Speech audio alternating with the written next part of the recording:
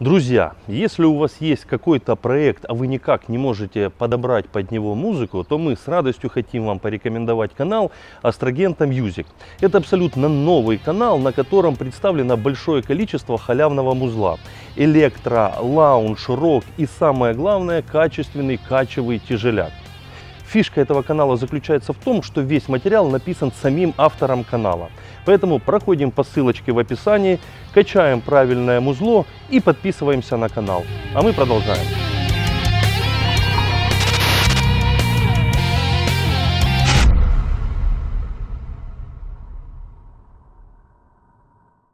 Всем привет, с вами снова Sumo Racing Team, и мы окончательно решили переквалифицироваться на тест-драйв разнообразных бытовых вещей. В прошлом выпуске у нас было 3 батарейки, а в этом выпуске у нас швейцарские наручные часы на колесах. Поехали!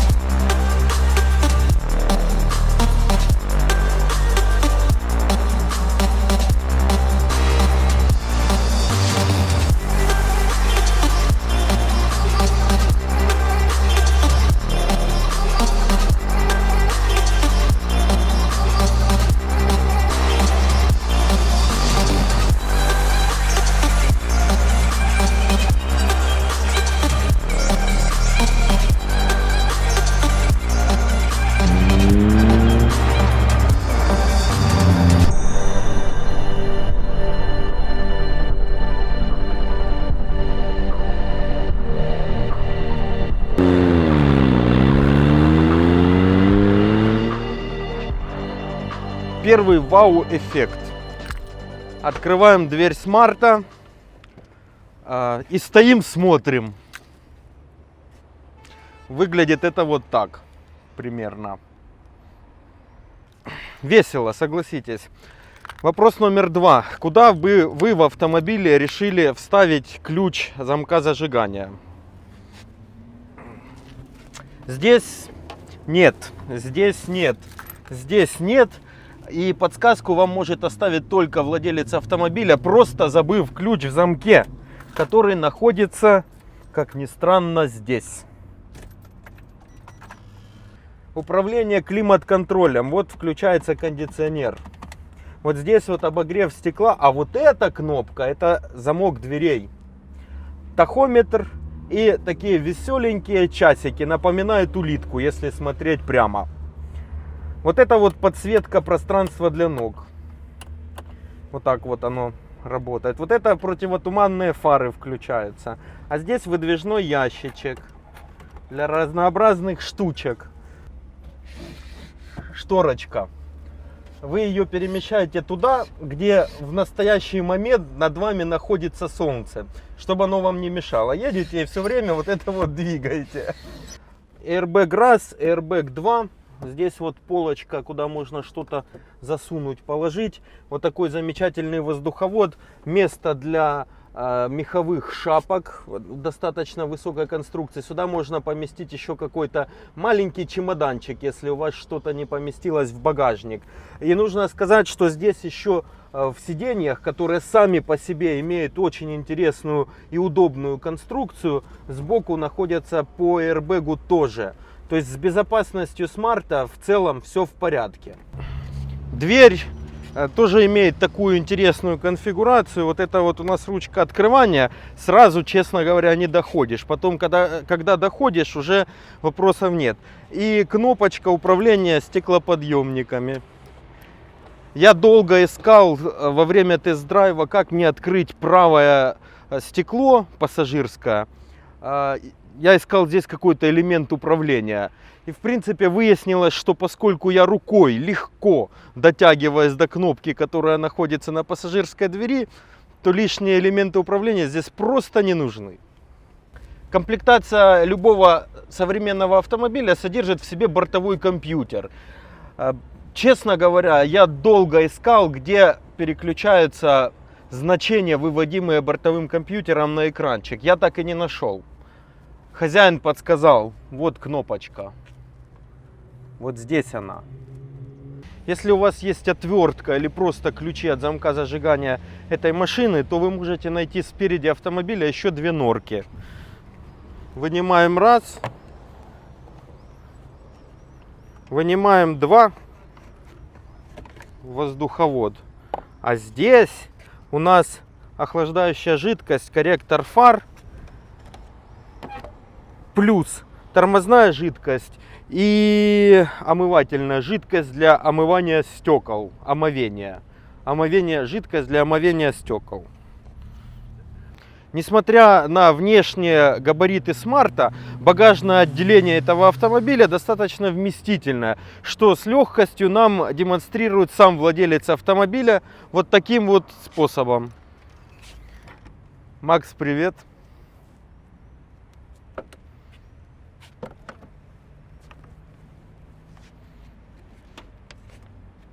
Вот это открывается. Если вы ехали на Смарте и очень сильно устали, вам нужно отдохнуть, то вы можете свою тушку массой в 200 килограмм, если вдруг у вас так получилось, поместить на эту вещь, и она не отвалится. Заметьте, что весь Смарт увозит 195 килограмм.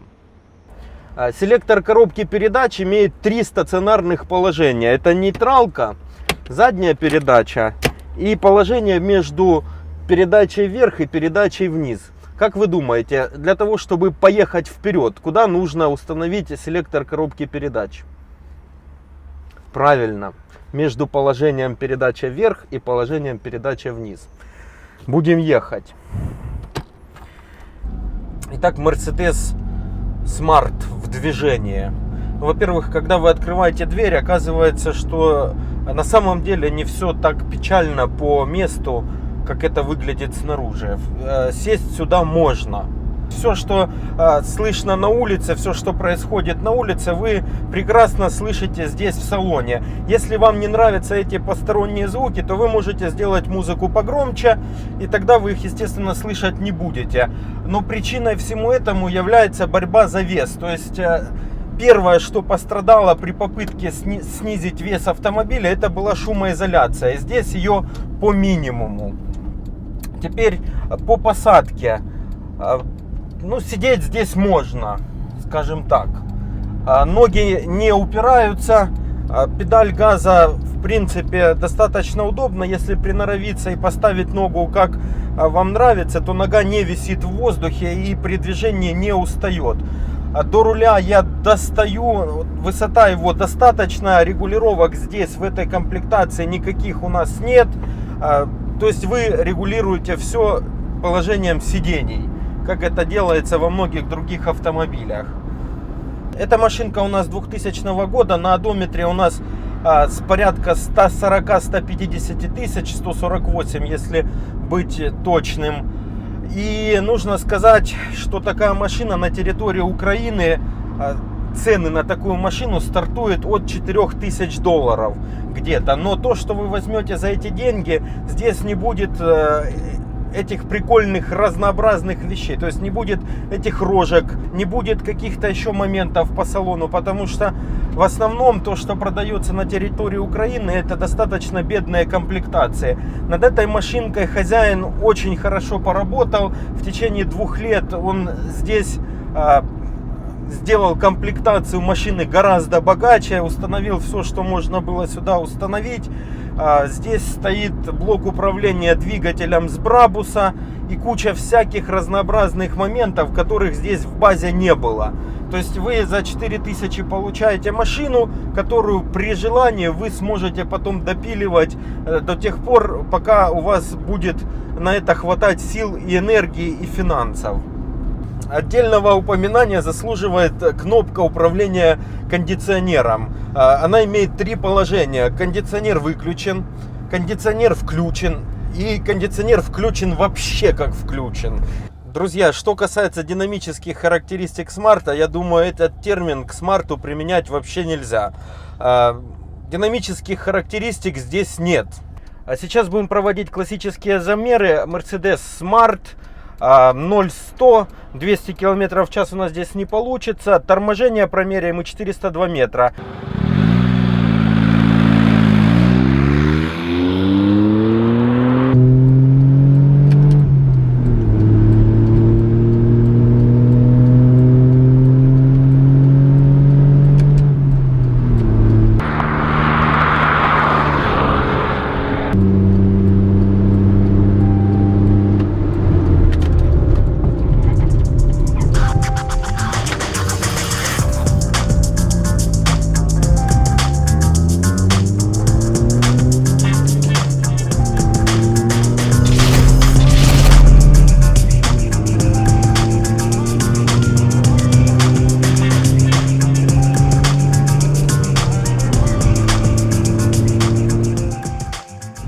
Все прекрасно знают историю, когда Николас Хайек, руководитель швейцарской часовой компании Swatch, вынашивал эту идею и оббил многие пороги больших автопроизводителей. Он вел переговоры с Volkswagen, с BMW, и с Renault, и только с Daimler ему получилось договориться, потому что уже в то время компания Daimler сама вынашивала такой проект. По сути, им удалось сделать очень изумительную вещь. Они впихнули невпихуемое. Глядя на смарт со стороны, вы понимаете, что у вас, в принципе, по большому счету, рождается только одно желание: положить его в карман и куда-то уйти. Но несмотря на это, когда вы начинаете в нем обживаться, вы понимаете, что здесь есть абсолютно все необходимое. Правда, только для двоих человек. Мне очень импонирует тот факт, ну, у меня, по крайней мере, создается такое впечатление, что при проектировании этого автомобиля за основу была взята идея делать все не так, как у всех. И вы, когда садитесь в эту машину, вы это четко осознаете. Коробка передач, расположение кнопок, основных каких-то моментов в автомобиле, даже тахометра и часов, все выглядит не так, как у всех. Если бы я эту машину увидел в 98 году, сел за ее руль, то, честно говоря, я даю голову на отсечение, что я бы потерял дар речи.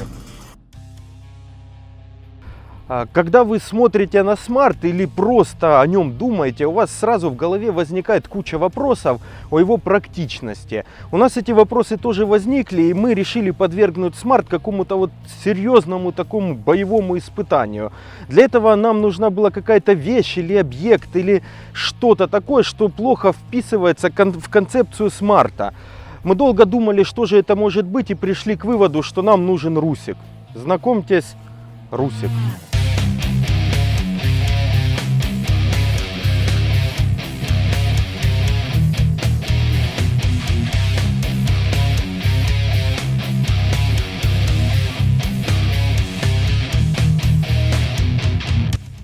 195 килограмм – это рекомендуемая масса автопроизводителям, которую вы можете положить в смарт, включая вас самих.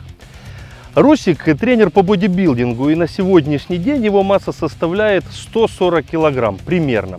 Плюс моих 120, итого в сумме мы имеем 260. Давайте посмотрим, что из этого получится.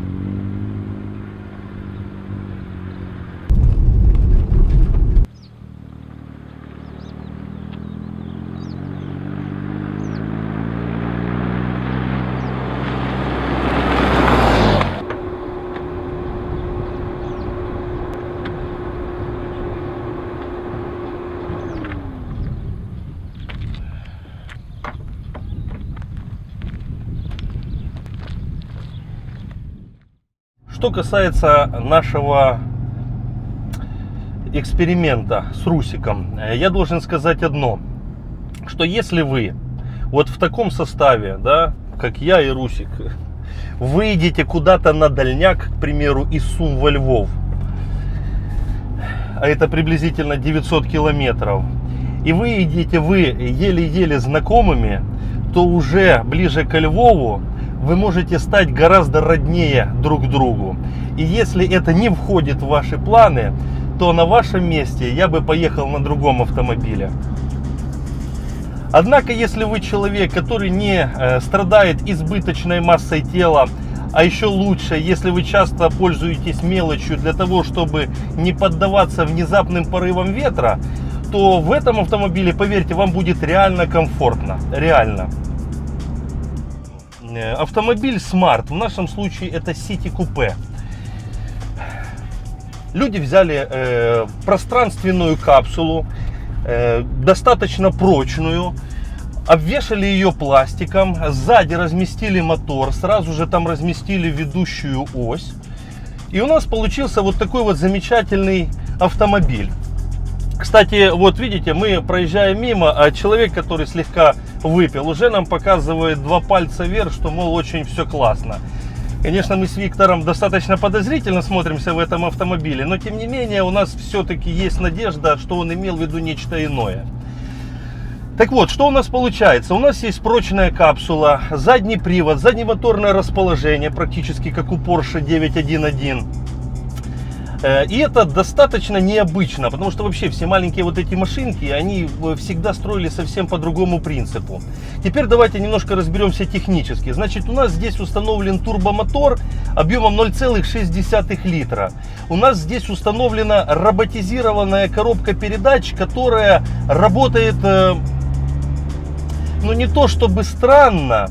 Объясню, в чем фишка этой коробки. Здесь стоит одно сцепление. Не так, как мы привыкли в современном мире, что если стоит робот, то там двойное сцепление и переключение происходит мгновенно. Не тут-то было. Здесь, когда происходит переключение передач, то такое впечатление, что рядом с вами сидит какой-то невидимый попутчик и делает это просто за вас.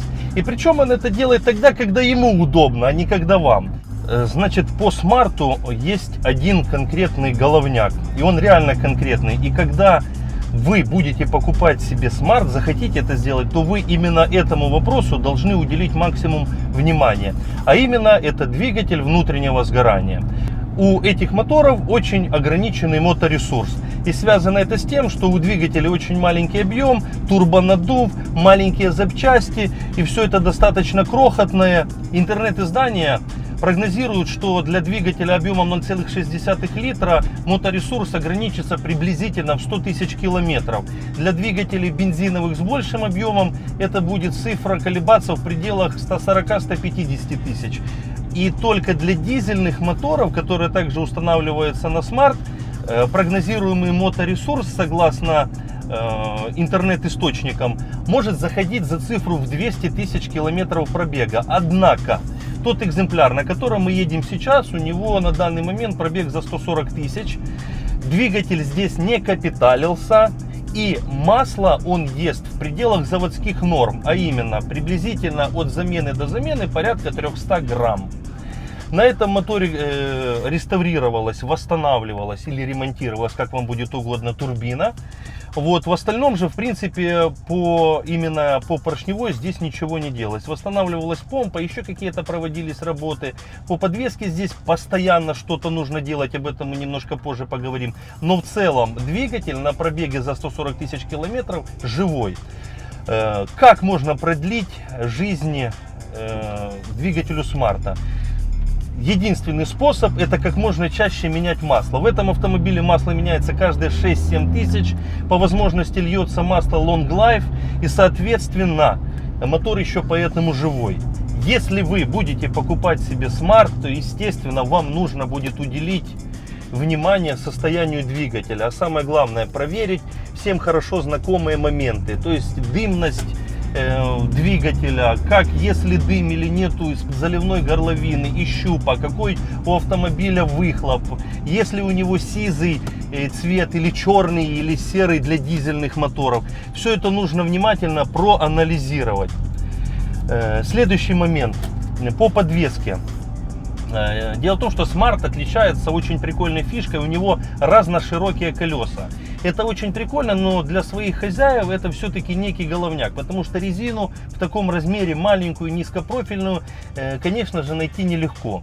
По поводу, почему на Смарте стоит разноширокая резина и зачем производители пошли на этот шаг. Есть такая версия, чтобы уменьшить опрокидываемость смарта, специально уменьшили ширину передних колес, и когда вы входите слишком быстро в поворот, за счет того, что переднее колесо очень узенькое, оно соскальзывает и машину не опрокидывает, а начинает выносить наружу поворота.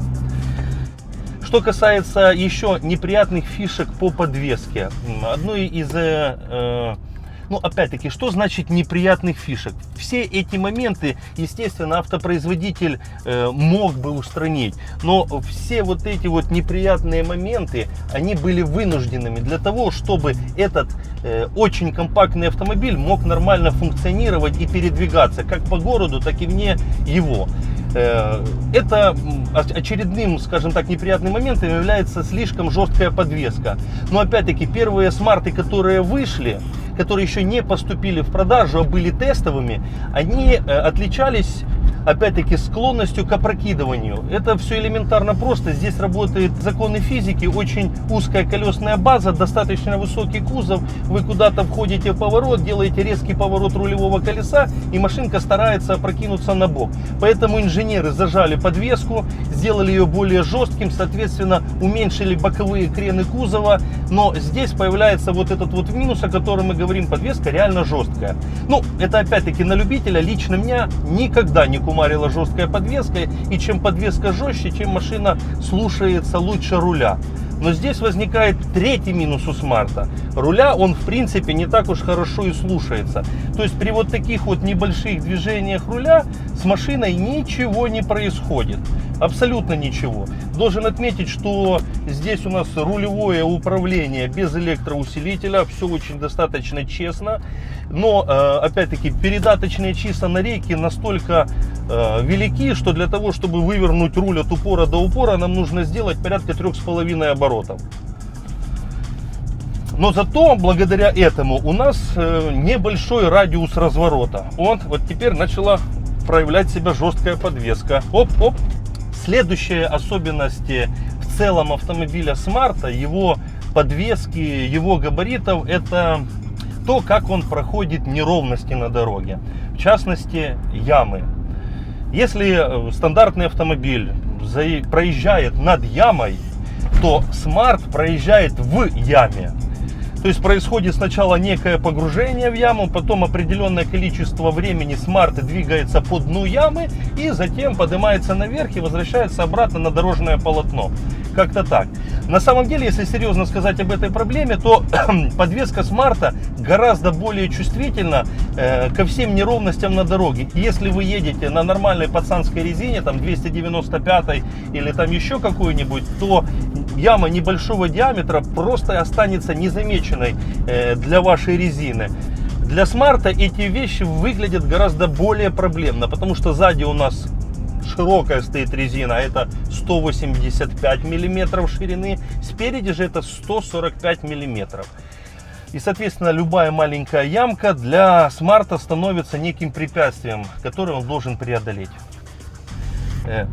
Очередной особенностью Смарта, ну как очередной, дело в том, что все, что связано со Смартом, это все особенно. Любой процесс, который будет происходить в этом автомобиле, начиная от его обслуживания и заканчивая ежедневной эксплуатацией, все будет по-особенному.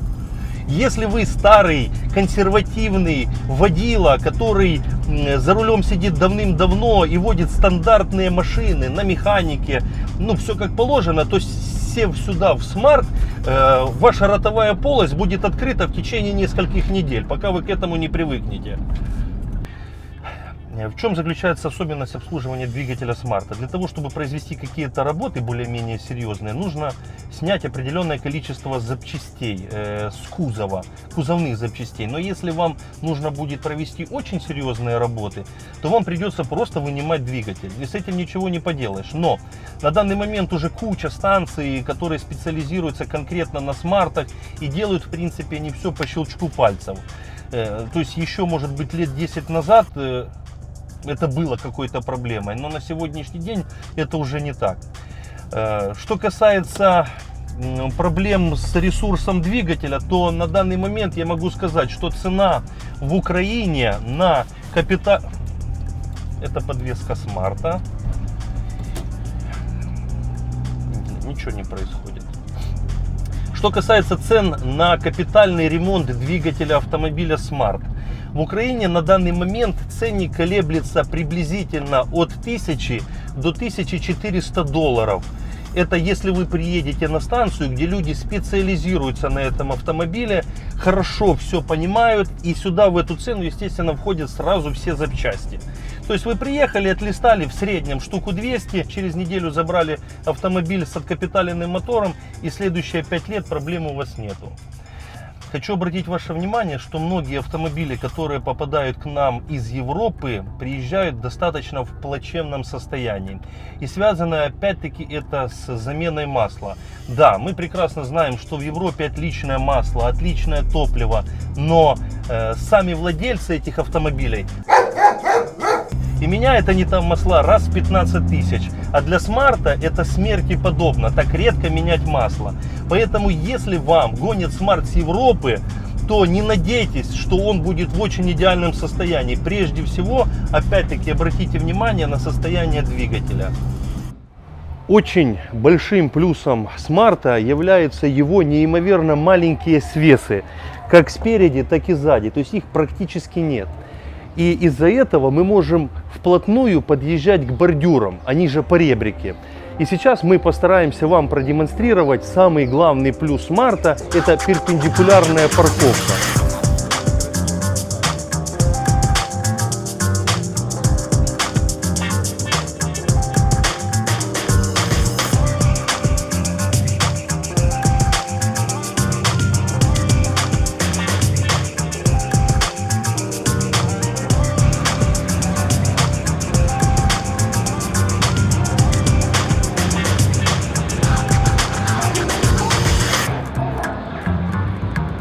Команда Sumo Racing Team должна констатировать факт, что эксперимент прошел успешно.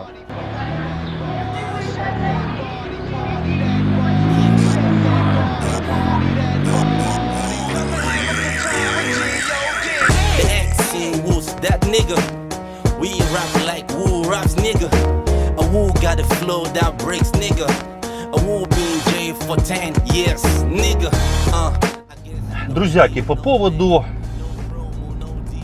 нашего мнения о Смарте. Он задумывался как очень практичный автомобиль. С этим можно поспорить, но немного. Объясню почему. На самом деле он не такой экономичный, как выглядит. То есть, глядя на него, с первого взгляда можно подумать, что он питается Святым Духом. Однако это не так. Конкретно наш экземпляр съедает в городе порядка 8 литров на 100 километров. Однако хозяин любит наступать на педаль газа и очень часто делает тапку в пол. Также в Smart, если опять-таки у вас есть определенные стимуляторы работы головного мозга, возможно даже запрещенные законом, то в Smart спокойно помещается 4 человека. Ну, естественно, не такой комплекции, как я, либо Русик, но тем не менее 4 дрища сюда залазят абсолютно нормально. И люди проводили конкретно с этим экземпляром такой эксперимент и передвигались здесь вчетвером. Но самое главное, что дает вам Smart, это незабываемое количество позитива. Если бы я дошел до такого маразма и начал бы баллотироваться на пост президенты своей страны, то первое, что бы я сделал, это пересел на Smart. Объясню почему. Да все просто. Потому что в 99% случаев Smart вызывает только положительные эмоции и улыбки, как со стороны прохожих, так и со стороны других участников дорожного движения. Это машина, которая не может никого разозлить. Ну, если вы, конечно, не какой-то беспредельщик, не будете кого-то подрезать или так называемым капотом бить кого-то под задницу. Эта машинка вызывает только положительные эмоции и улыбки. И сегодня мы с этим встречались неоднократно. Эй, братан, тяни нас на горку, тяни, давай. Вытянул. Если вы оптимист по жизни, если вы не боитесь экспериментов, если вам действительно нужна маленькая машинка, если вы человек, который плевал на все стереотипы, то реально Smart это реально прикольно, ребят, это реально прикольно. Для вас старалась команда Sumo Racing Team. Не забывайте подписываться на наш канал. Безопасности вам, удачи на дороге и пока.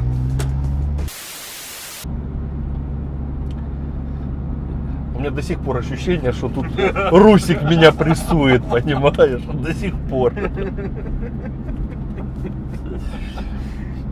Это было дискомфортно.